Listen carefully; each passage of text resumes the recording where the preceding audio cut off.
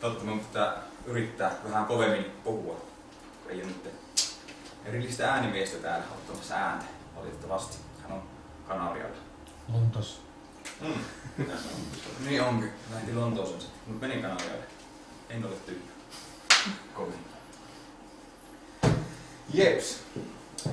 3. luentoa pukkaa ja pääotsikkona toimii Jeesus ja silminnäkijät. Jatketaan vähän siitä, mitä mihinkä viimeksi jäätiin ja otetaan tämä kuva. Minusta taustalla pitäisi olla semmoinen myrskyinen maisema, nyt jäi, anteeksi. Mutta eka luennolla katsottiin Jeesuksen historiallisuutta, Jeesus on olemassa, siitä on hyvä lähteä. Sitten katsottiin niitä Uuden testamentin kopioiden luotettavuutta, että onko meidän käännös luotettava. Siinä todettiin, että on. Että meillä on se teksti hyvin pitkälti, minkä Markus, Matteus, Luukas ja Johannes kirjoitti aikoinaan. Näin. Sitten viimeksi katsottiin Jeesuksen aikomuksia. Että Jeesus tosiaan oli opettaja, oman aikansa opettaja. Ja hänellä oli opetuslapset. Niin mitä se tarkoitti, oli sitä, että Jeesus oletti, että se hänen oppinsa menee perille ja sitä uskottavasti lähettää julistamaan eteenpäin. Opetuslapsen ainut tehtävä oli sisäistää se opettajansa oppi. Ja tänään katsotaan vähän sitten, tai oikeastaan siis meillä on nyt luotettavasti on se, että Jeesuksella oli se, Jeesus on luotettava, hänellä oli se aikomus, että se oppi lähtee liikkeelle. Sitten manuskriptien luotettavuus, niin se taas takaa sen, että okei, evankeliumissa on sitä, mitä niihin alun perin kirjoitettiin.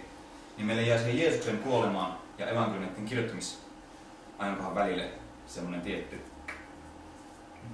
Anteeksi, mikä on manuskripti? Joo, anteeksi, siis kopio. Okay. Tai käsikirjoitus. Kopio tai käsikirjoitus, siis ne on synonyymeja tässä. Eli Uuden testamentin alkuperäisen tekstin takana kopio. Jes, kiitos. Hyvä tarkennus. Ja kysykää, jos puhun tosiaan ihan omiani.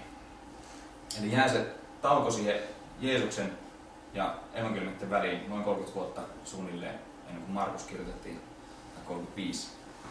Niin onko siinä, kun sitä levitettiin suullisesti, sitä perimätietoa Jeesuksesta, niin onko se mitenkä luotettava se aika?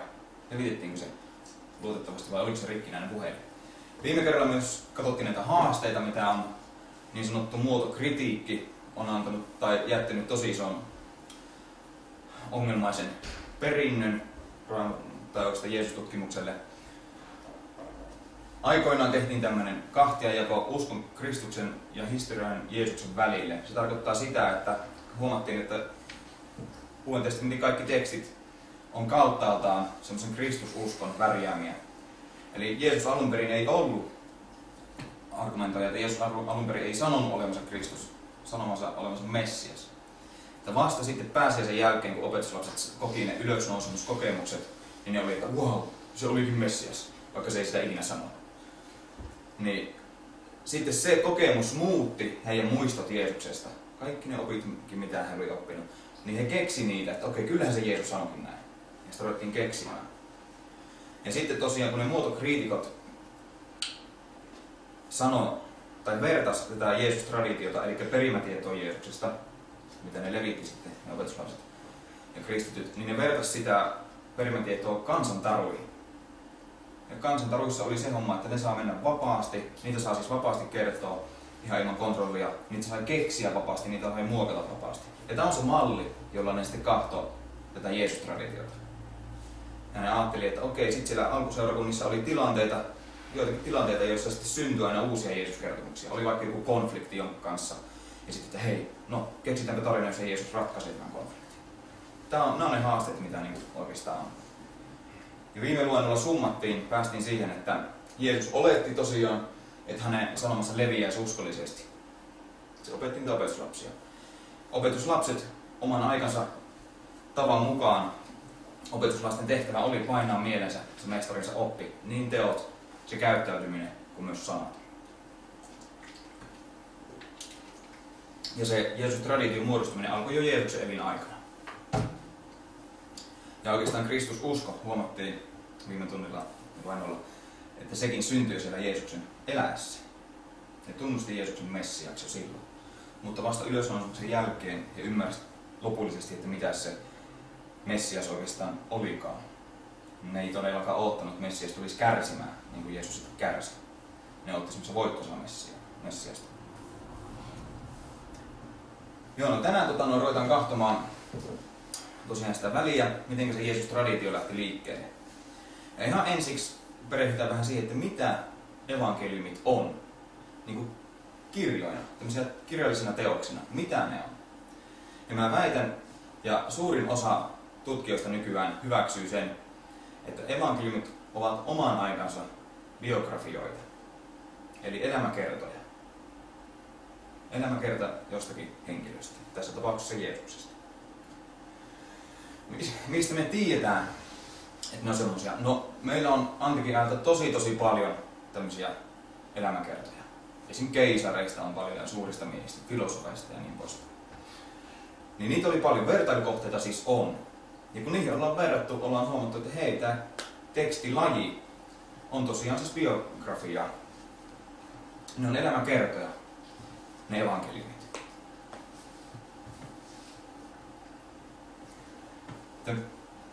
Biografioissa, biografia vai fiktiota, että ne ei ole vaan sellaisia satukirjoja, koska tämmöisten fiktiivisten tekstien ja historiankirjoituksen ero ei ollut niinkään kirjallinen tyyli siihen aikaan, vaan se, että jälkimmäinen, eli tämä historiankirjoitus, sen tuli semmoista informatiivista ja todellakin ei fiktiivistä, ei mitään satuja.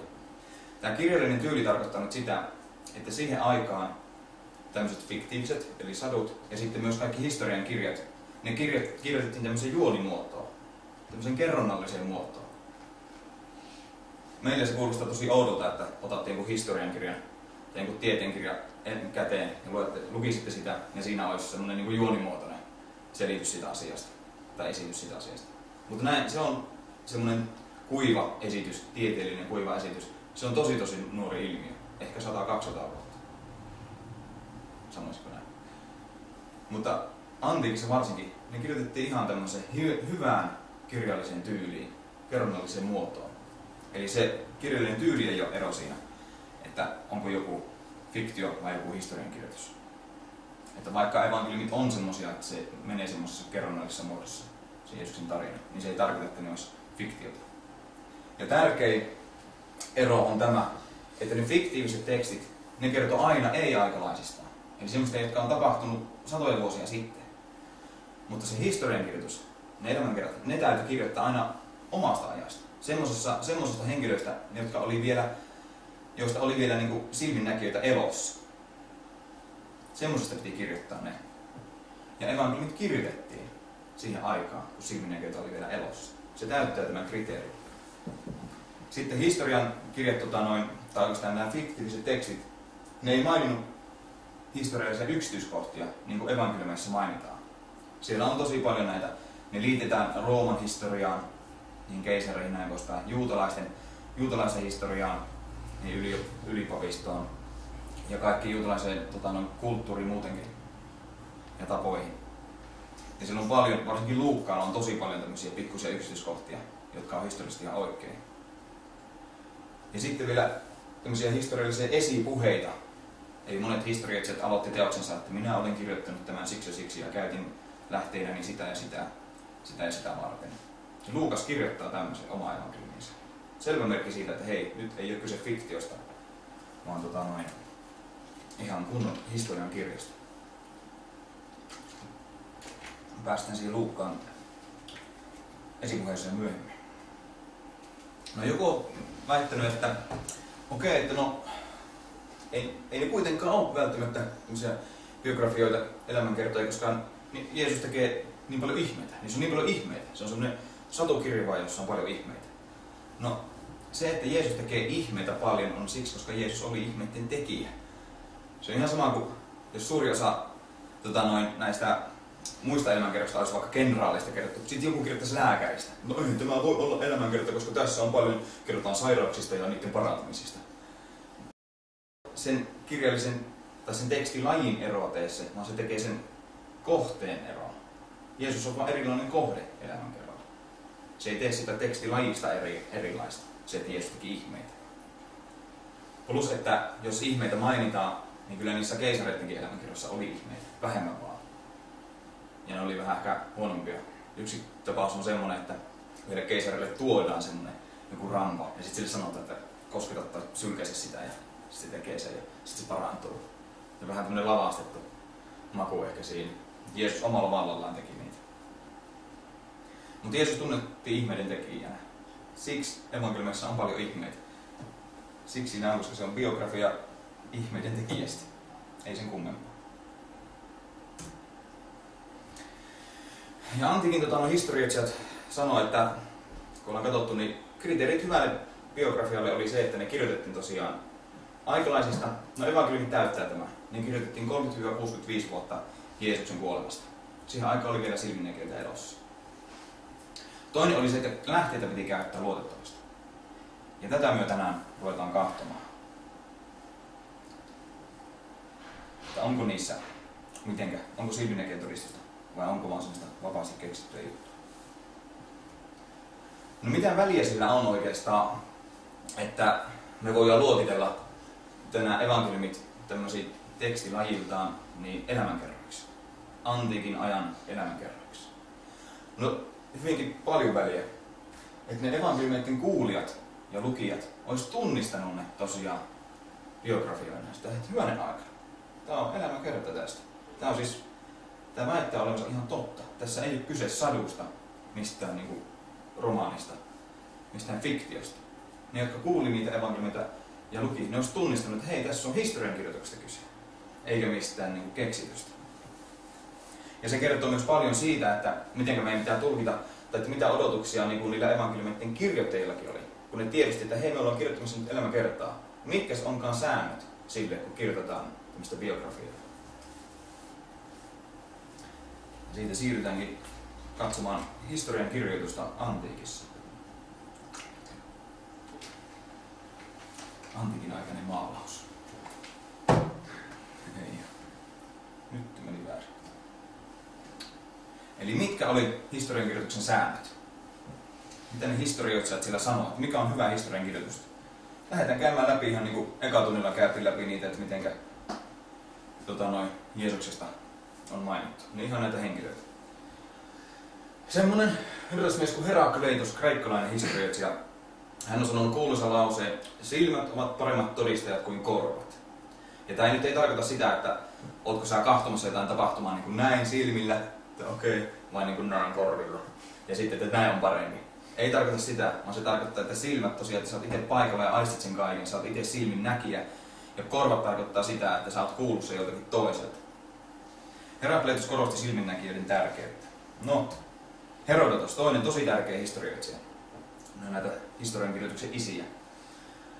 Aloittaa oman teoksensa Herodotoksen tutkimuksen julkaisu. Hän teki historian tutkimusta siinä. Kirjoittaa paljon tämmöisiä, että minä näin, käyttää tämmöistä ilmaisua tosi paljon. Ja hän erottaa sen, että milloin hän on itse ollut silminnäkijä ja milloin on käyttänyt muita lähteitä.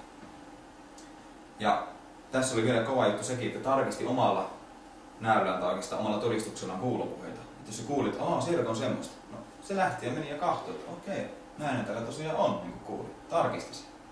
Nykyään historioitsijat ehkä ottaa kirjan käteen ja lukee siitä ja kirjoittaa historiaa. Tähän aikaan ne otti laukkusen ja lähti toiseen maahan ja katsoi, että näinhän täällä on hommat. Ei ollut Google vielä niin hyvä tuohon aikaan. Se oli vasta semmoisessa kivitaulussa vähän. No, Thukydides, vaikkei, Thukydides. Toinen tosi kova historioitsija. Kirjoitti tapahtumista, jossa oli itse mukana, halusi kirjoittaa semmoisesta. Ja sanoi, että kaukaisista asioista on vaikea kirjoittaa. Niin ajallisesti kaukaisista, kuin myös totta kai muualla tapahtuneissa, jossa itse ei ole mukana. Ja tietoa voi luotettavasti saada vain omasta ajastaan. Näin sanoo Thukydides. Ja painottaa omaa osallisuutta. Semmoinen kuin Polybios kirjoittaa myös, että omasta ajastaan on paras todistaa, paras kirjoittaa historiaa. Ja hän sanoi, että historioitsijan tulisi olla silminnäkijä itse. Ja kritisoi tosiaan huonoja historioitsijoita. Hän sanoo siellä vähän, valehteleeksi jotakin, että hei, sä oot valehdellut tuossa, kirjoittaa kirjoissaan. Sitä ei kannata kuunnella, se on selvästikin valehdelu. Eli totuudella oli väliä historiankirjoituksessa. Josefus, juutalainen historioitsija, ekalta vuosisadalta, haluaa kirjoittaa vain omasta ajastaan. Pystyy siitä vaan tarkasti kirjoittamaan omasta ajastaan. Ja monesti käyttää tämmöistä sanotaan, että koska olin itse paikalla joka tapahtumassa. Se on semmoinen statementti, että tosiaan, että minä olin siellä, mulla on lupa puhua tästä, mulla on auktoriteetti puhua tästä, mä en tiedä mitä on tapahtunut. Josefuski kritisoi huonoja historioitsijoita. No Galen on oikeastaan lääkäri muistaakseni, mutta sekin painottaa silminnäkijä todistusta, ja että pääasiallinen tapa kerätä tietoa ja oppia oli itse niin kuin näkemällä silmiin. Ei pakosti kirjoista niinkään, vaan niin kuin oppia itse.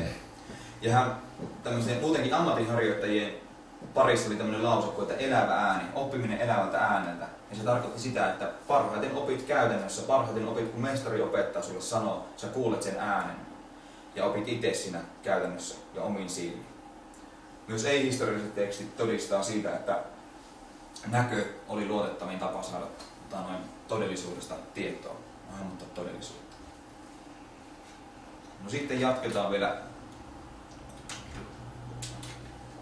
vähän juttuja, että jos itse ei päässyt paikalle historioitsija niin tutkimaan. Ulkius kirjoittaa, että jos ei ole itse silminnäkijä, niin hänen tulisi kuunnella niitä, jotka kertovat luotettavimman tarinan. Herodotos sanoo myös, kirjoittaa, että oppineet miehet Persiassa sanovat. Eli hän kuulusteli niitä. Tätä sanovat persialaiset, mutta ei kreikkalaiset. Tätä sanovat papit. Käyttää paljon tätä, että oli kuulustelu ihmisiä. Thukydides sanoo myös, että näin sanotaan. Otti selvää, jos ei itse päässyt näkemään. Takitus, tärkeä roomalainen historioitsija. Siitä ei ole ihan selvää, että missä hän itse oli silminnäkijä, mutta hän painottaa sitä, että hän kuulusteli silminnäkijöitä. Ja tästä saadaan tämä silminnäkijätodistus oli tosiaan tärkeä. Mitä näistä historioitsijoista saadaan irti? On puhtaasti se, että paras tapa kirjoittaa historiaa oli perustaa se silminnäkijätodistukseen. Joko suoraan, eli että itse oli historioitsija silminnäkijä, tai sitten epäsuoraan, että kuulusteli silminnäkijöitä. Ja se, että käytettiin silminnäkijöitä lähteenään, tarkoittaa sitä, että sitä historiaa sai kirjoittaa, tai oikeita historiaa kirjoitettiin vaan omasta ajastaan. Aikalaishistoria oli siis sitä oikeaa historiankirjoitusta, ei mitään muinaishistoriaa kirjoitettu. Ja tavoitteena oli totuus. Kyllä ne niin siellä tiedostaa, antiikin aikana myös tiedostettiin ennakkoasenteet, että jollakin on joku ennakkoasenne jotakin kohtaan ja joku motiivi. Että ei ole sillä tyhmiä. Ihan yhtä kriittisiä ne oli kuin mekin. Ja totuutta haluttiin. Sen kertoo jo se, että kritisoitiin niitä, jotka valehteli. Historian kirjoitus oli myös sitä, että tavoiteltiin totuutta.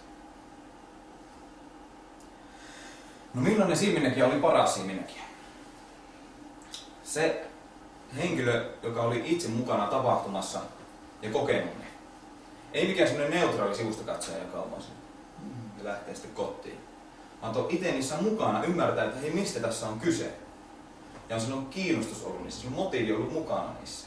Se on paras silminnäkijä, koska se ei anna pelkästään sitä, mitä tapahtuu, vaan se kertoo myös sen, että mitä sillä oikeasti tapahtuu. Se vastaa kysymyksiin, niin että antaa sitä ymmärrystä, että miksi näin tapahtuu, ei pelkästään, että mitä tapahtuu.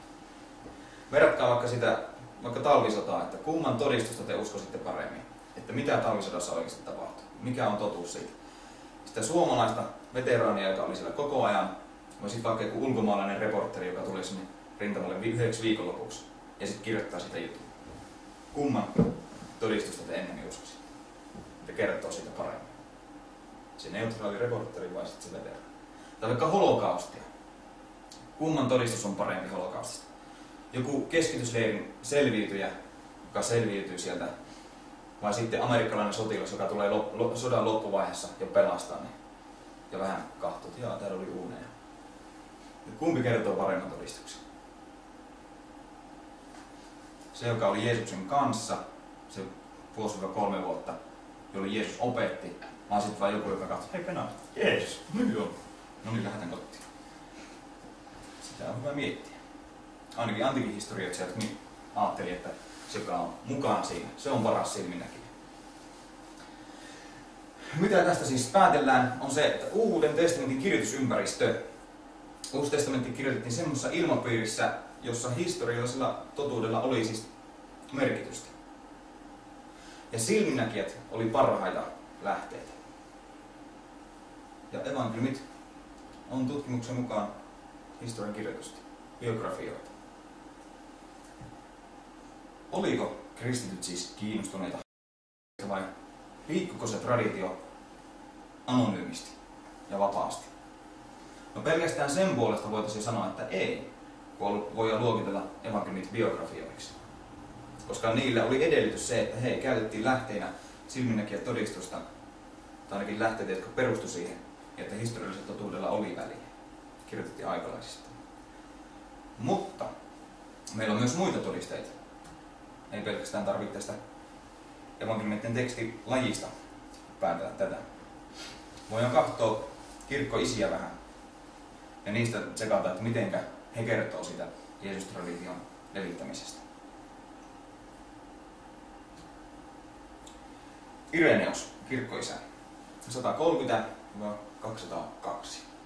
Lyonin piispa oli siihen aikaan Ranskassa asti kristiusko kivasti levinnyt. Ja hän oli semmoisen kirkkoisen Polycarpos oppilas. Polycarpos eli 70-160. Lippeli tieto Smyrnan piispa ja tärkeä tieto Johanneksen, apostoli Johanneksen eli yhden niistä 12 oppilas. Mitäs Ireneos kertoo?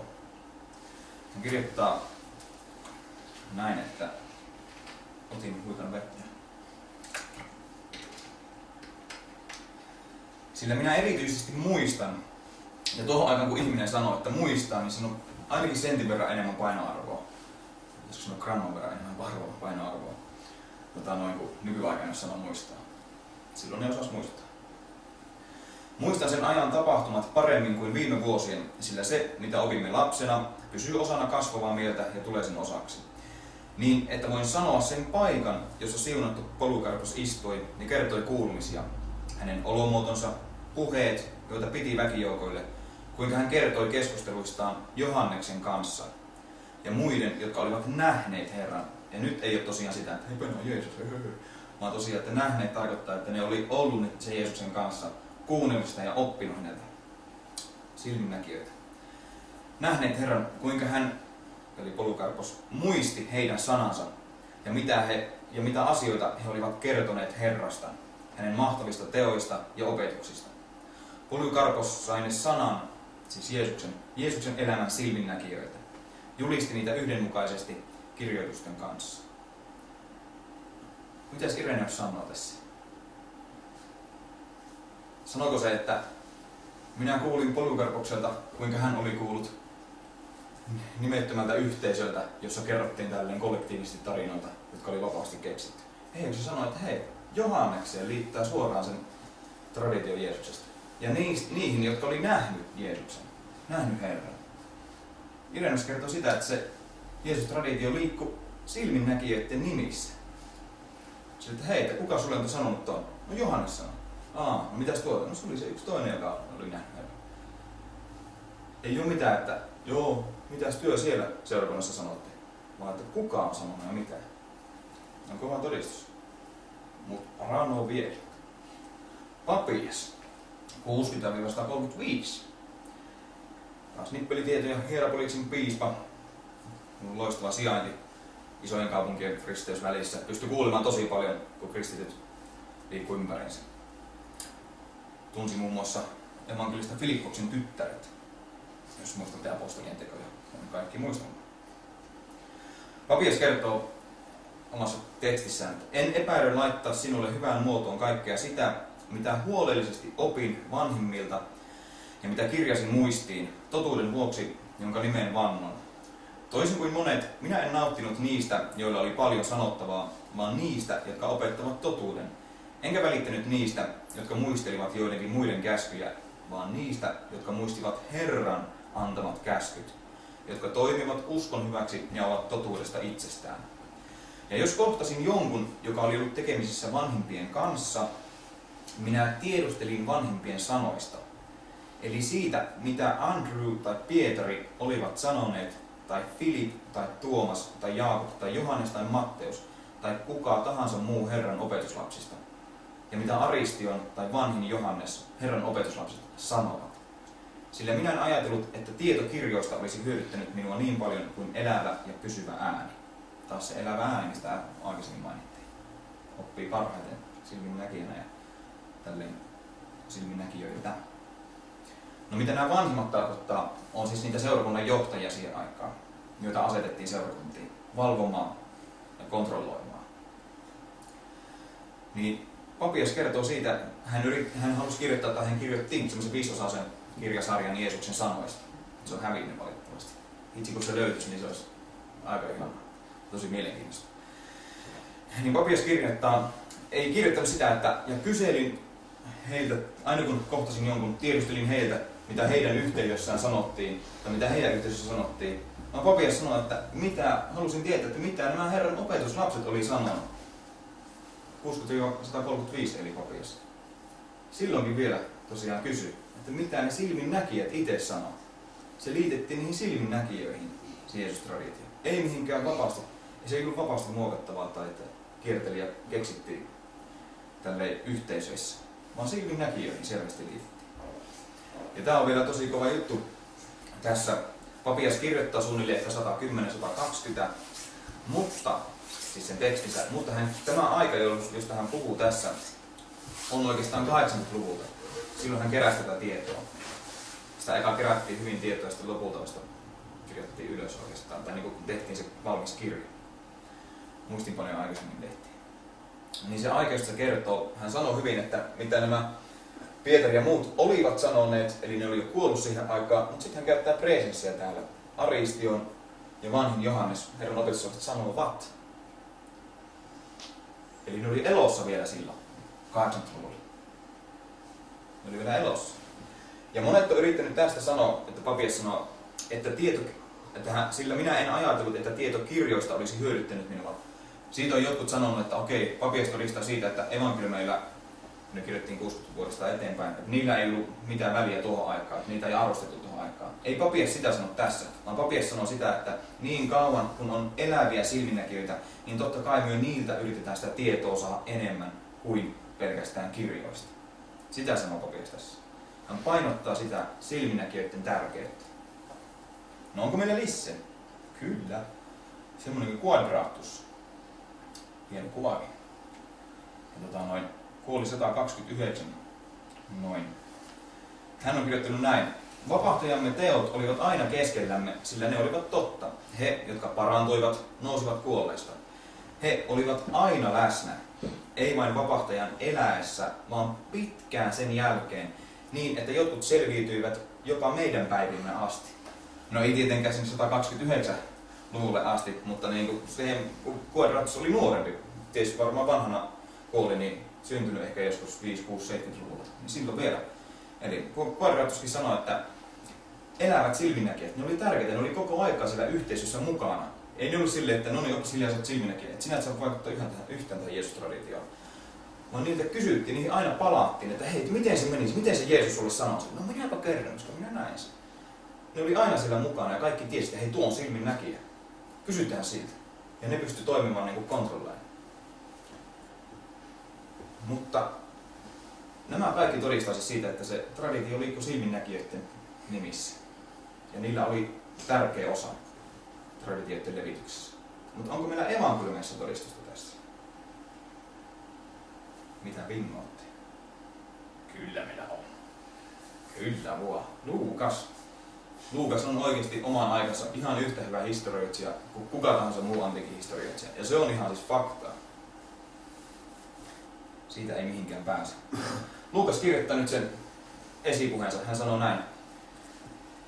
Jo monet ovat ryhtyneet työhön ja laatineet kertomuksia niistä asioista, jotka meidän keskuudessamme ovat toteutuneet. Sen mukaan kuin meille ovat kertoneet ne, jotka alusta alkaen olivat silminnäkijöitä. Oho. Se oho on jäänyt pois. Ja joista tuli sanan palvelijoita.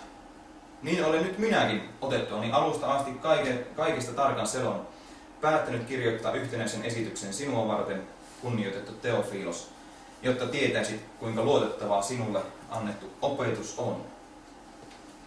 Noin mitä pieni hetki sisäistää tämä Luukaksen totuus. Luukas sanoo myös, että hyvänen aika, silminnäkijöiltä ollaan tämä kaikki tieto saatu. Ei mitään semmoista, että okei, se on muodostunut pitkän ajan kuluessa vapaasti eri yhteisöissä. Ja sitten minä vielä vähän sitä tässä vääristän.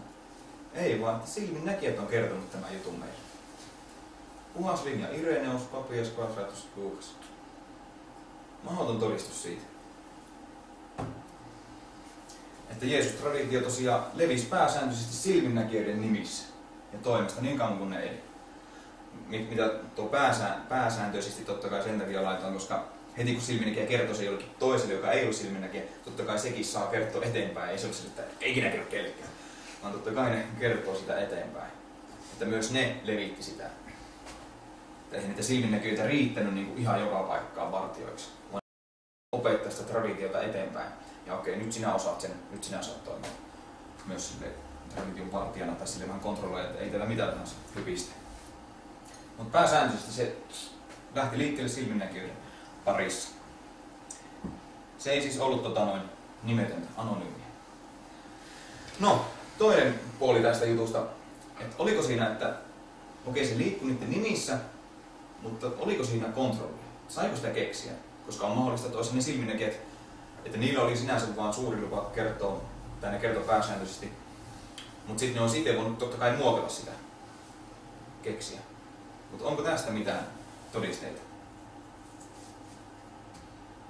No jos se muotokritiikki tosiaan oletti, että sitä saa muokata vapaasti ja saa keksiä seurakunnan tarpeisiin, nyt kristillisten yhteisöjen tarpeisiin. Okei, meillä on tämä hätä tässä. No, keksitään tarina, missä Jeesus ratkaisee. Jes, noin. Eli näin pitää tehdä, koska Jeesus sanoo niin. No, Paavolin kirjeet, kirjoitettu 40-luvun lopulta, ehkä 60-luvun alkuun. Niin, hän kirjoittaa ensimmäisessä korinttilaiskirjassa näin, että ennen muuta annoin teille tiedoksi tämän, minkä itse olin saanut vastaanottaa. Tämä termi annoin teille ja itse vastaanottaa kreikaksi semmoisia, kun kaikki tietää, tutut paradidomi ja paralambano-verbit ehdottomasti, niin ne on semmoisia teknisiä termejä, virallisia termejä tradition siirrolle ja vastaanottamiselle. Ne on samoja termejä, mitä rabbit käytti, totta kai hebrealaisia vastineita niistä sanoista, käytti siitä, kun hän kertoi jotain traditiota, että nyt siirrän traditiota sinulle ja kun otan vastaan. Niin se sana, kun Paavali kirjoittaa, että annoin teille, niin se tarkoittaa sitä, että hän todellakin on antanut sen niille. Se termi tarkoittaa, että kun tässä nyt siirretään tätä traditiota, niin siinä oleellisesti toinen ymmärtää ja oppii sen ja ottaa aikansa, että hei, niin kunnolla sisäistää. Eikä vaan sille, että ihan sana, kyllä, sitten eteenpäin. Ja sitten vastaanottaa on se, että itse ymmärtää sen, sisäistää sen kokonaan. Eikä vaan se, että joo, kyllä, Jeesus. Ei mitenkään tälleen, vaan se tosiaan piti ymmärtää ja sisäistää. Painavia sanoja nämä. Ja Paavali käyttää näitä sanoja Jeesus-traditiosta. Tämän jälkeen heti, kun hän itse olin saanut vastaanottaa, hän luettelee semmoisen pienen summauksen Jeesus-traditiosta. Eli hän sanoi näin, että Kristus kuoli syntiemme puolesta niin kuin oli kirjoitettu, että hänet haudattiin, että hän nousi kuolleesta 3. päivänä niin kuin oli kirjoitettu, ja että hän ilmestyi Keefalle ja niille 12 ja sitten monelle muulle. Siinä on summaus, tälleen niin kuin ranskalaisilla viivoilla summattu Jeesuksen passiokertomus, eli se kuolema ja ristin ja ylösnousemus. Niin Jeesus-traditiosta käyttää Paavali näyttää aika kova juttu, jos se oli vapaasti muokattavissa siis. Ja sitten Paavali myös kirjoittaa kirjassaan Tiitukselle, ja asettaisit jokaisen kaupunkin vanhimmat niiden ohjeiden mukaan, jotka annoin sinulle. Ja apostolien teoissa, kun kerrotaan, miten Paavali kävi lähetysmatkoillaan, pitkillä lähetysmatkoilla, niin sanotaan, että kullekin seurakunnalle aina perusti, he valitsivat vanhimmat. Eli sitten kun ne oli aina opettanut sen traditio eteenpäin, ne valitsivat ne seurakuntaan vanhimmat, semmoiset, joille oli erityisesti opetettu sitä. Ja ne oli sitten niitä johtajia ja kontrolloijia sitten siellä. Valvo sitä, että ei te nyt ihan niin kuin saa mitään tahansa höpistä.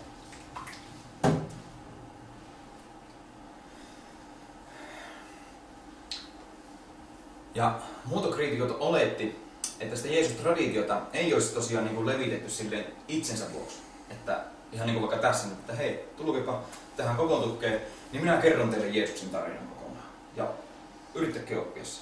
Vaan sitä olisi kerrottu eri tilanteissa, jossa sitä vaadittiin. Esimerkiksi vaikka saarnoissa, Jumalan palveluksissa. Tai sitten jos joku keksi jonkun pahan kysymyksen, että ei se Jeesus ollutkaan se, mitä sanoi olevansa, niin sitten siihen joku tämmöinen puolustuspuhe piti keksiä. Mutta ei ikinä silleen, että hei, mitä jos kertoisin teille nyt tätä ihan, että oppisitte sen tradition. Mutta aika hölmöltä kuulostaa, että joku Pietari menee uuteen paikkaan, perustaa seurakunnan ja sanoo, että no niin, laitetaan Jumalanpalvelus pystyyn, jotta voin kertoa Jeesuksesta ja sitten kerron viikon päästä seuraavan kerran. Enkä varmaan oma-aloitteisesti kerro yhtään siitä mitään enempää. Ei tietenkään, vaan sitä traditiota levitettiin sen tradition vuoksi. Että saatiin sitä oppia, perimätietoa Jeesuksesta eteenpäin. Juutalainen kulttuuri kuitenkin, niin kuin viime kerralla käytiin, perustuu siihen, että heti sitä omaa kulttuurista identiteettiä aletaan opettamaan lapsille. Siellä Josefissa nämä kertoo, että juutalainen sanoo oman sen oman lakinsa, sen juutalaisen lain ennemmin kuin oman nimensä, luettelee kokonaan. Ja että lapsesta asti aletaan sitä kertomaan. Niitä historian tapahtumia on tapahtunut Abrahamista eteenpäin, luomisesta eteenpäin, juutalaisten historiaa. Niin kristiusko syntyi juutalaisuudelle. Se on se jatkumo siitä. Niin se oli se kulttuuri. Totta kai nekin alkoi heti kertomaan sitä omaa, että mitä nyt on tapahtunut. Kun Jeesus täytti sen koko Tooran, Mooseksen lain ja sen historian, mitä ne oli ennen kertonut siihen asti aina paljon lapsille opettanut, niin Jeesus on se, joka tuli ja täytti sen. Niin se on niin lisänä siihen. Siitä vaan uudestaan kerrotaan, niin jatketaan kertomaan, että nyt on Jeesuskin mukaan. Hei Jeesus. Niin totta kai se tuli osaksi sitä. Se on tosi iso paino tällä kulttuurilla, juutalaisella kulttuurilla siitä. Ja sitten, että sai mukaan keksiä, niin Paavali todistaa siitäkin, että no, ei saanut tosiaan keksiä. Paavali kertoo kirjeissään monta ongelmakohtaa, mitä seurakunnissa on. Paljon ongelmia, mitä siellä esiintyy. Ei hän kaikissa siteeraa, että näin on Herra sanonut. Mikä on ollut paljon helpompaa kuin, että hei, kuulkee, Herra on sanonut näin, niin asia on tässä. Mutta ei se vaan mene. Se jankkaa siellä paljon niitä asioita. Mutta miksi näin tekee, että jos kerta sai keksiä vapaasti? Ei se mitään järkeä. Ja varsinkin kun monet sanoivat, että siihen aikaan kun oli paljon kristittyjä profeettoja, jotka sitten Jumalan palveluksessa saattoi olla näin, että okei, nyt mä kuulen, kun Herra sanoi sitä ja tätä. Ja sitten mitä ne sanoi, niin niistä olisi muodostunut sitä uutta Jeesus-traditiota. Niin Paavali oli taatusti yksi näistä kristityistä profeetoista. Miksi hän ei tosiaan käytä sitä kykyä, jos se niin oli, että sitä sai vapaasti keksiä? Paavali jopa erottaa, milloin hän puhuu omalla auktoriteetillään. Taas eka korintilaiskirjassa. Naimisissa oleville taas annan käskyn, en minä, vaan Herra. Okei, hän viittaa nyt siihen, mitä oikeasti Jeesus on sanonut. Tämä kohta, tai se mitä Jeesus on sanonut, on myös evankeliumissa tuossa. Mutta sitten hän sanoo vähän eteenpäin. Ja sitten sanon vielä, en Herran sanana, vaan omanani. No miksi pitää omana sanoa se, jos se voi sanoa, jos sitä saisi vapaasti keksiä? No koska sitä ei saanut vapaasti keksiä. Sitä ei saanut vapaasti muotoa. Se piti mennä puhtaasti eteenpäin. Ei Paavali saa tuossa sanoa. Se sanoo, että hei sori, tähän ei ole, Jeesus ei sanonut tästä mitään, mutta mä sanon näin. Se ei keksinyt sitä. Evankeliumissa on ihan sama homma. Se väite tai oletus oikeastaan, mikä muotokritiikistä tuli, on se, että evankeliumit heijastaa tosi paljon oman aikansa ongelmia. Että ne tarinat, mitä Jeesus siellä kertoo, mitä Jeesuksesta sanoo tai mitä Jeesus ratkoo pulmia, niin ne heijastaa sitä sen evankeliumitten kirjoitusajan kohtaan. No, Paavalin kirjeistä me saadaan tosi paljon aineistoa, että mitkä oli ne ongelmat oikeasti siellä seurakunnissa. Yksi tosi iso juttu, mitä Paavali vänkää tosi paljon, on pakanoiden ympärileikkaus ja muutenkin pakanoiden suhde lakiin. Kristinuskohan alkoi siis juutalaisuudesta. Ensimmäiset kristityt oli juutalaiskristittyjä. Sitten pakanoita alkoi tulemaan, siis muita kansaa, ei juutalaisia, alkoi tulemaan kristityiksi. Ja juutalaiset kristityt miettivät, että hei, pitääkö nämäkin ympärileikata vai ei? Miten me tehdään? Se on kuitenkin meidän tuhansia vuosia vanha traditio. Miten se tehdään? Niin miksi siellä, ei siellä missään kohdassa evankeliumita lueta, tai siis evankeliumissa sanota, tai kerrota, kuinka Jeesus on, että ja sitten se, joka minut ottaa vastaan, niin on noks. Missään kohdassa ei Jeesus sano, ei edes kosketa miehen genitaalialueita saksilla tai pitkällä tikulla. Ei mitenkään. Tai kielillä puhuminen, Paavali kertoo, että mitenkä pitää käyttäytyä sitten tuossa Jumalan palveluksessa, mitenkä oikein puhua kielillä ja milloinkaan, kuinka paljon. Ei Jeesus sanonut sanakaan tästä. tai orjuudesta, pitääkö pysyä kristittynä orjana vai ei, epäpuhtaat ruuat, naisten päähineet, työ, lesket. Ei Jeesus mitään näistä mainitse. Niin nämä oli kuitenkin ne ongelmat, joita niissä seurakunnissa oli. Paavali todistaa näistä kirjeissä. Yhtäkään ei näistä ongelmista mainita evankeliumissa. Tosi jännää, jos Jeesuksen sanoja saatiin keksiä vapaasti ratkaisemaan ongelmia. Seuraatteko ajatuksen juoksua? Eli siis tähän tarkoittaa, koska niissä ei ole niitä, ei Jeesus puhu näistä asioista mitään, niin ei sitä saanut keksiä niitä Jeesuksen sanoja vapaasti. Ei se vaan, niin ei mennyt. Tuo. Välisummaus tästä ehkä. Evankeliumit on tosiaan biografioita. Ei mitään satuja. Ja se traditio liikkui silminnäkijöiden nimissä ja traditiota kontrolloitiin. Sitä ei saanut selvästikään keksiä itsestään. Keksiä tyhmästä. Vaan se oli se, mitä ne silminnäkijät, apostolit, opetuslapset oikeastaan, ne 12 pääsääntöisesti heti alkuun. Niin mitä ne on niin kuin laittanut liikkeelle. Ja mitä ne laittoi liikkeelle, se pysyy semmosena, mitä ne on laittanut. Ja aina palattiin, että ei mitä silminnäkijät on sanonut. Ei saanut itse keksiä mitään tyhjästä. Alright. Sitten katsotaan vähän silminnäkijän muistin luotettavuutta.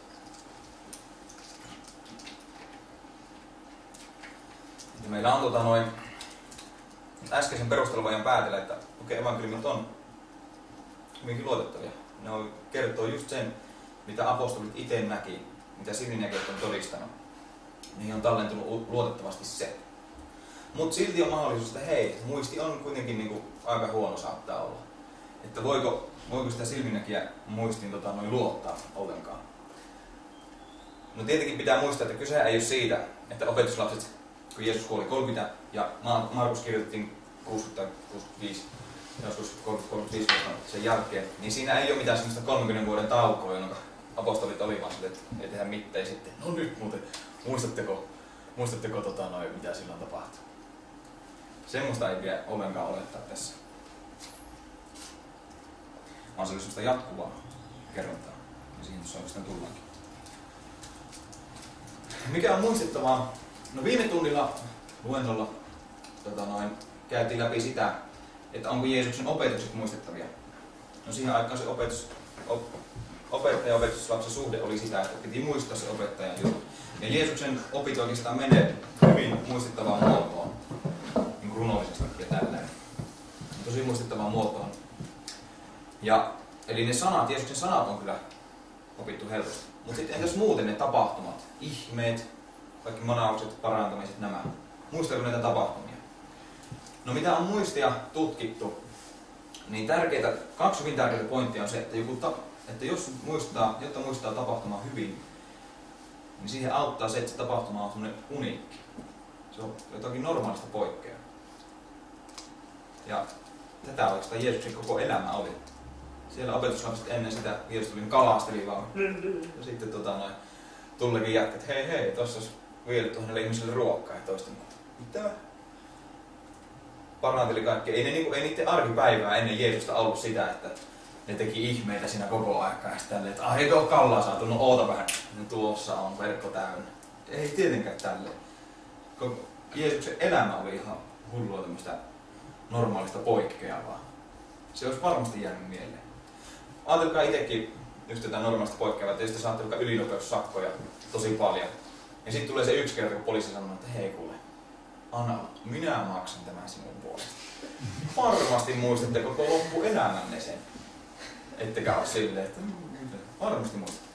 Ja toinen merkittävä, mikä auttaa muistamaan, on se, että sulla on tunneside siihen. Sä tunnet tasolla. Se on henkilökohtaisesti merkittävä. No opetuslapset jätti koko entisen elämänsä seuratakseen Jeesusta. En tiedä, teistä mun mielestä se kertoo siitä, että he olivat aika lailla niin tunnetasollakin mukana siinä Jeesuksen hommassa. Että Jeesus oli heille merkittävä. He halusi painaa muistissa, mitä tapahtuu. Ja miettikää sitten vaikka niitä, joita Jeesus paransi. Rampa on ollut koko aikaa elämässä. Sitten Jeesus tulee, että hei kuule, tuosta noin. Sitten se hyvä aika. Ei se mene niin kuin kotiin sille ja istu, että normipäivä. Ei tietenkään. Kai se niinku jää, ei se mieti 20 vuoden päästä, että minä olin rampasin. Mitähän tuo tapahtui? Ei se enää koske. Pitkin koske. Mitähän liian tapahtuu? Tietenkin se muistaa sen. Ja ei ole kyse siitä pätkästä tai semmoista tauosta, että 30 vuotta väliä, vaan sitä heti alettiin kertomaan. Jo Jeesuksen eläessä sitä traditiota alettiin kertomaan. Kun Jeesus lähetti ne opetuslapset silloin siinä oman julistuksensa aikana yksin, ei se olisi lähettänyt, jos se ei olisi luottanut, että osaa kertoa hänen sanomansa kunnolla.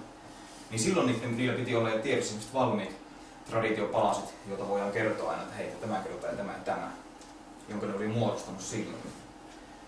Ja sitten varsinkin heti sen ylösnousemuksen jälkeen ja helluntain jälkeen, niin opetuslapset lähti mahdottomaan lähetystyöhön, perustamaan seurakuntia.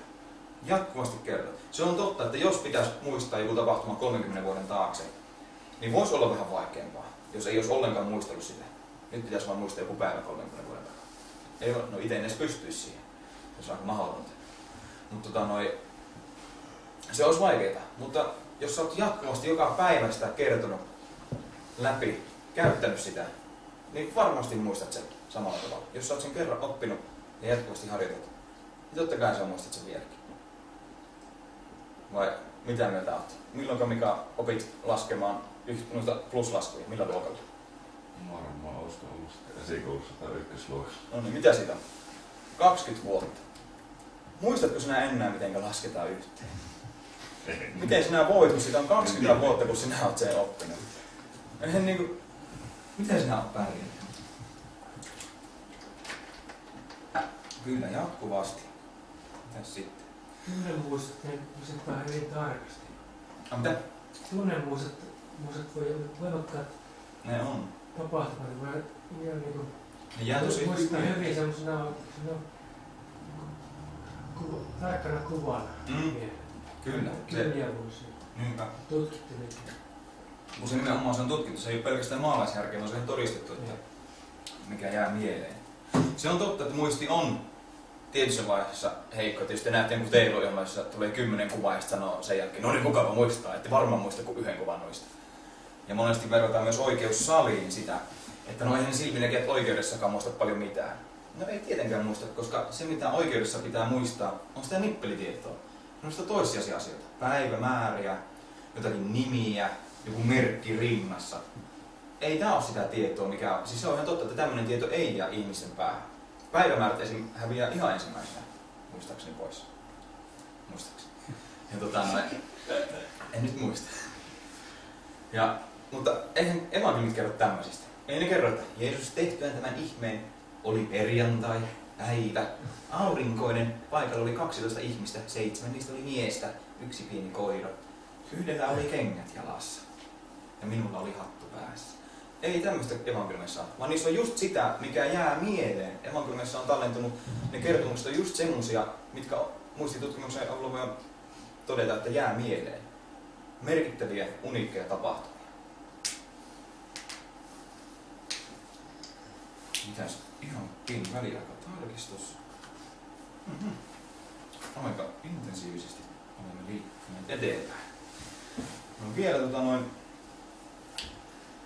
palataan vähän tähän, jos edelliskerralta muistaa tai joku on edelliskerralla tänne eksynyt, niin nämä muodot, kun muotokritiikki sanoo, että ne, mitä meillä on ne kertomukset Jeesuksesta evankeliumissa, niin ne on muodostunut tai hioutunut pitkän ajan kuluessa niin semmoiseen muotoon, semmoisen kerronnalliseen muotoon, vaikka joku ihmekertomus, että Jeesus meni saarnaamaan ja oli paljon väkeä ja ja kertomukset, tämmöiset yksittäiset kertomukset, mistä evankeliumit koostuu, niin että ne on hioutunut pitkän ajan kuluessa tämmöisen tiettyyn muotoon. No oikeastaan kun on tutkimusta tehty, niin ihminenhän laittaa heti tämmöiseen valmiiseen kerronnalliseen muotoon, mitä tahansa, kun se pukee sanoiksi jonkun muista. Ihan vaikka minä nyt alan kertomaan, että joo, oltiin 3 kaverin kanssa keskiviikkona tuossa ja sitten sinne tuli yksi toinen kaveri ja hänellä oli sitä asiaa. Ja me sitten sanottiin sille näin ja näin ja sitten se asia ratkesi. No siinä on tämmöinen pikkuinen kerronnallinen tarina. Niin se tulee heti tämmöiseen muotoon, kun ihminen sanoo sen ääneen. Totta kai muistot, kun ne sanotaan ääneen, ne pitää laittaa tämmöiseen kertomusmuotoon. Eli se, että joku on tämmöisessä jonka kerronnallisessa muodossa ei tarkoita sitä, että se olisi pitkän ajan kuluessa siihen muodostunut, vaan se tulee heti semmoiseksi, kun ihminen kertoo jotain muistaa. Se on ihan maalaisjärkeäkin. Eli kun silminnäkijä kertoo tarinan, ei tarvitse montakaan kertaa kertoa, niin se on hioutunut jo semmoiseksi, minkälaisena se kertoo sen sitten läpi elämänsä. Eli ne, mitä meillä on evankeliumeissa, on hyvinkin pitkälti sitä, mitä on heti alkuun ja muodostunut suurin piirtein. No ihan loppusummaus on se, että se Jeesus-traditio, perimätieto Jeesuksesta, perustui silminnäkijätodistukseen. Sitten traditiota kontrolloitiin, ei saanut keksiä. Jos siellä olisi Markus kirjoitellut jotakin ihan omiaan siihen ja sitten Jeesus sanoi tätä, se olisi tullut, ei Markus, se on viimeinen kerta, kun sinä kirjoitat tuommoista. Nyt joko lopetat, kirjoitat oikein tai lähdet pois meidän seurakunnasta. Ei, tämä peli ei vetele. Kirjoita itse paljon, niin kirjoitan. Sitten mä pitäisi kirjoittaa myös. No ei. Sitä kontrolloitiin ja silminnäkijän muisti on luotettavaa silloin, kun on kyse tämmöisistä asioista, joissa on se tunne mukana ja onikkis mukana. Ei päivämääristä näistä. Evankeliumit perustuvat kontrolloituun ja huolellisesti kerrottuun silminnäkijätodistukseen. No, haluan tarkentaa sen, ne filmillekin, että ei tietenkään siis ihan sanatarkasti, tai siis sanatarkasti meillä ei ole evankeliumissa sitä, mitä Jeesus sanoo. Jotkut asiat voi olla sanatarkasti. Totta kai ne pienet lauseet, että autoita ovat ne, jotka sitä etetään. Semmoiset jää sanatarkasti mieleen, mutta esimerkiksi vertaukset, niin kuin viimeksi puhuttiin, niin ei ne ole sanatarkasti, koska Jeesus itse jo kertoi saman vertauksen varmasti monella eri tavalla eri tilanteissa. Se kertoi saman vertauksen, sama ydin, mutta sitten se lihaluut ymmärrä vähän erilaista. Eli se oli se pointti, että piti se ydin aina sisäistää, piti se ymmärrys olla siinä. Ja se sanoman ydin. Että ei tietenkään meillä ole sanatarkasti evankeliumissa sitä, mitä oikeasti niin ihan sanatarkasti Jeesus sanoo, niin kuin joka kerta. Ja mitäs nyt tuli? Blackout. Vaan se Jeesus kertoi eri tavalla. Mutta se pointti on siinä, että mitä meillä evankeliumissa on se, että meillä on luotettavasti se Jeesuksen sanoman ydin, mitä hän oikeasti halusi, että me opitaan. Ja halusi, että me kuullaan. Jeesuksen sanoma on meille ihan täysin luotettavasti evankeliumeihin tallentaa. Ei ole vääristynyt, ei ole muokattu, ei ole keksitty. Näin. Ja jos muistan oikein, niin voimme lopettaa hauskaan kuvaan tämänkin. Pääsin tännekin niitä puhekuplia työntämään. Vaikka tämä nyt ei niin hauskaa ole. Pointin tuo esille. Jos muistatte sen rikkinäisen puhelinvertauksen.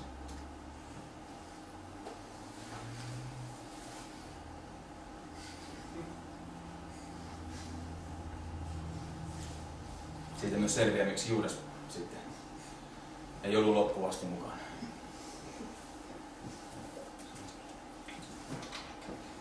Ja nyt minä muistan, kun en ole kahtena viime kertana muistanut ollenkaan, niin ainakin tätä kirjallisuutta näyttää. Ihan vaan muutama nimi. Ja ihan alhaalla on tuo oma blogisivu, johonka sitten linkkaan nämä videot. Ensimmäinen on jo netissä YouTubessa. Ja se on linkattu tuonne myös Kivijakengassa, kun ei osaa äätä tuo internetti. WordPressillä Kivijakengassa. Mutta siinä sivulla se otsikossa lukee ihan ääni. En ole idiootti siinä. Toivottavasti.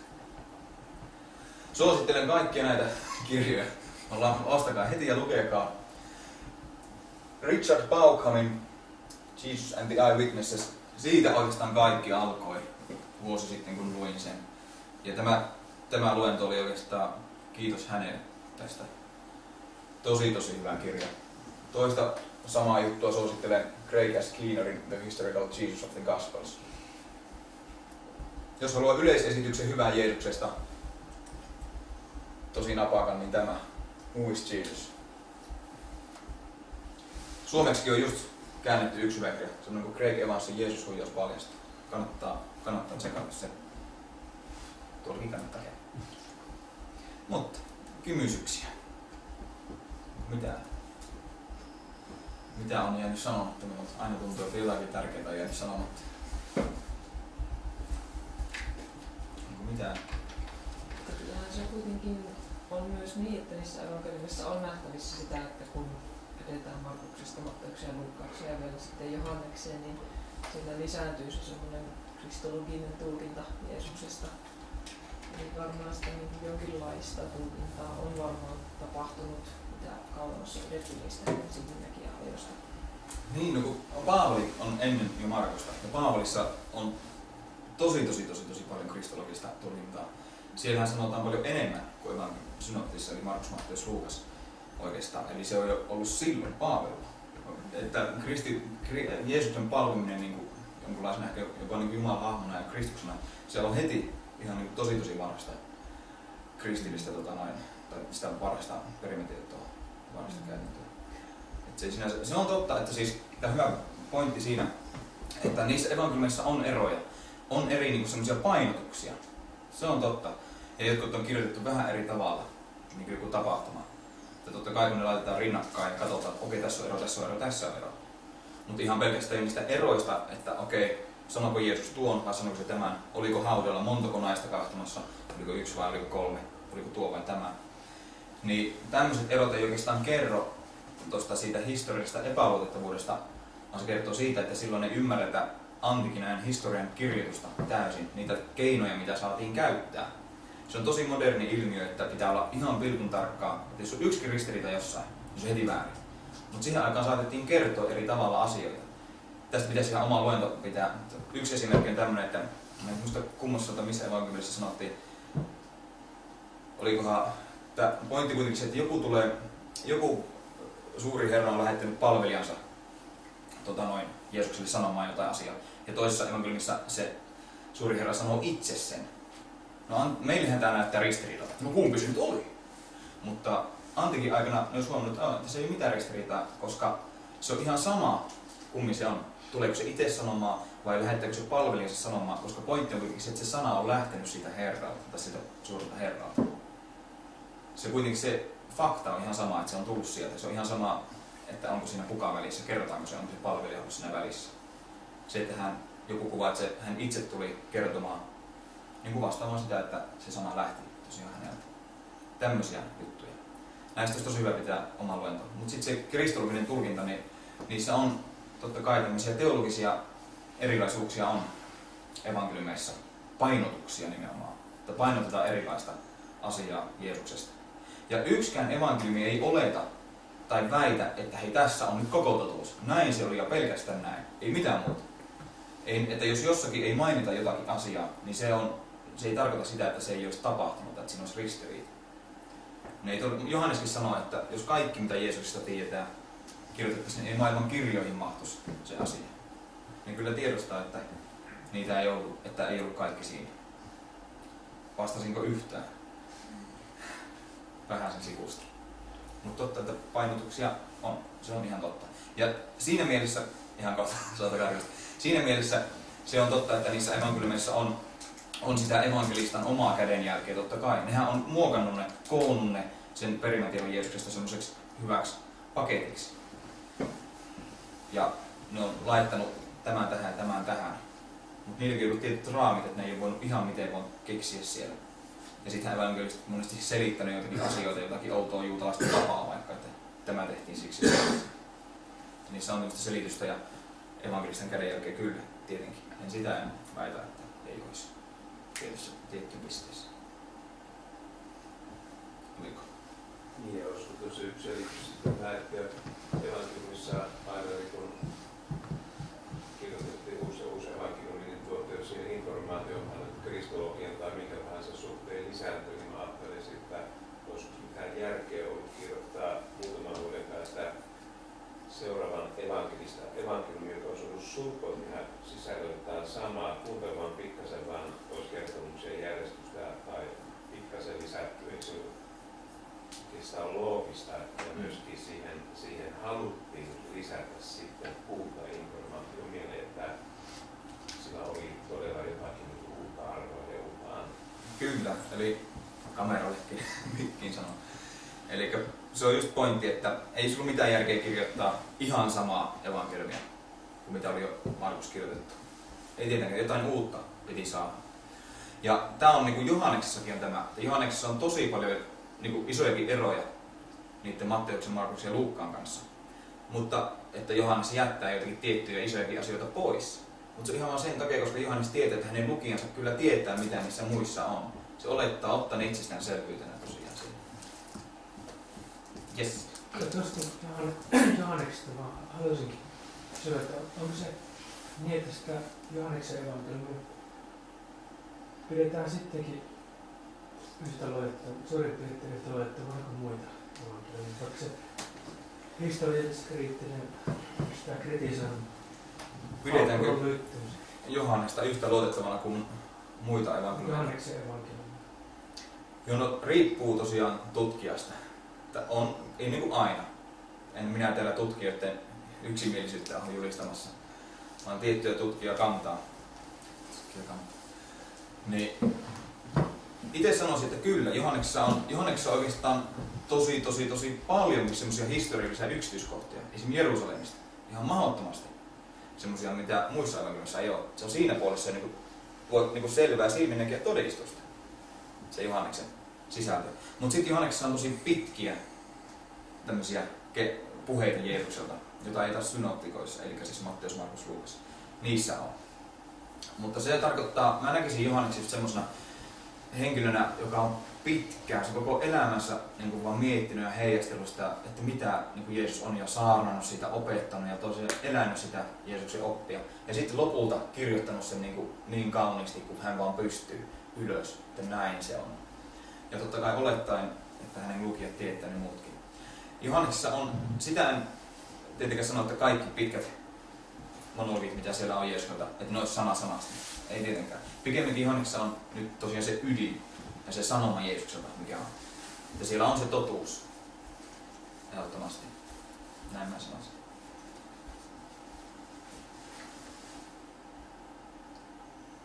No. Eikä ensi kerralla puhutaankin semmoisesta aiheesta, ehkä joku on kuullut, kuin Jeesuksen ylösnousemus. Semmoinen semitärkeä aihe kristiuskolle. Päästään vähän siihen käsiksi. Että onko siihen, voidaanko historian tutkimuksella mitä todeta siitä? Tapahtuiko sitä vai eikö tapahtu? Ja nytten ei mulla mitään. Mä oon kaikki nämä laittanut. Nyt pitäisi olla kaikki paketissa. Ei kun mä oon kahvin aika. Olette ansainneet sen.